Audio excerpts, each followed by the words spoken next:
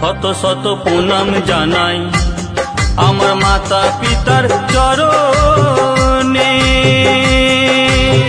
যাদের কৃপা এলাম আমি এই ধরা ধামে।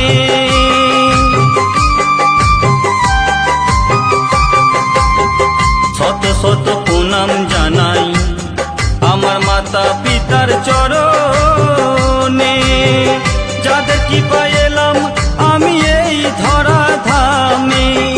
থাক না তারা যতই দূরে আমি প্রণাম জানাই গানের সুরে, থাক না তারা যতই দূরে আমি প্রণাম জানাই গানের সুরে।